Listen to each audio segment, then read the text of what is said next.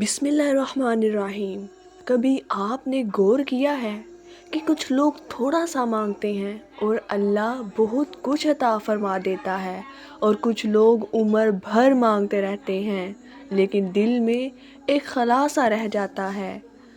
وجہ دعا کی کمی نہیں، وجہ دعا مانگنے کا طریقہ ہے۔ اگر آپ چاہتے ہیں کہ اللہ پاک آپ کی کوئی دعا رد نہ کرے تو جو آپ مانگیں وہ آپ کو ملے، تو آج کی یہ بات آپ کی زندگی بدل سکتی ہے۔ سب سے پہلے دل کو ٹھیک کریں۔ دعا زبان سے نہیں، دل کی گہرائی سے مانگی جاتی ہے۔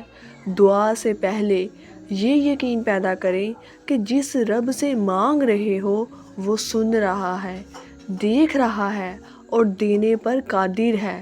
حضور صلی اللہ علیہ وآلہ وسلم نے فرمایا، اللہ سے دعا اس یقین کے ساتھ مانگو کہ وہ ضرور قبول فرمائے گا۔ دوسری بات، دعا ہمیشہ اللہ کی بڑائی بیان کر کے شروع کریں۔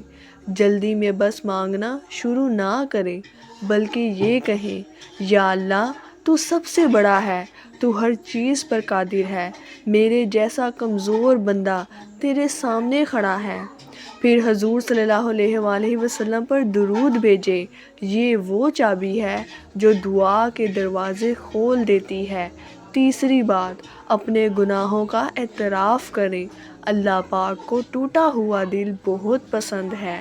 کہیے، یا اللہ میں گناہ گار ہوں، غلطیاں میری ہیں، لیکن رحمت تیری بہت بڑی ہے۔ چوتھی اور سب سے اہم بات، دعا میں یقین اور صبر کو ساتھ رکھیں۔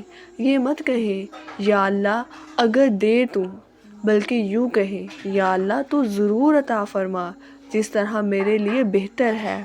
یاد رکھیں، دعا تین طرح سے قبول ہوتی ہے، یا تو فوراً مل جاتا ہے، یا کسی مصیبت سے بچا لیا جاتا ہے، یا آخرت کے لیے ذخیرہ بنا دیا جاتا ہے، اور اللہ کبھی بندے کو خالی نہیں لوٹاتا۔ آخر میں دعا کے بعد یہ مت پوچھیں، میری دعا قبول ہوگی یا نہیں، بلکہ یہ کہیں، یا اللہ تیرا شکر ہے، تو نے سن لیا۔ جس دن آپ کا یقین آپ کے سوال سے بڑا ہو جائے گا، اس دن آپ کی دعا رد ہونا چھوڑ دے گی۔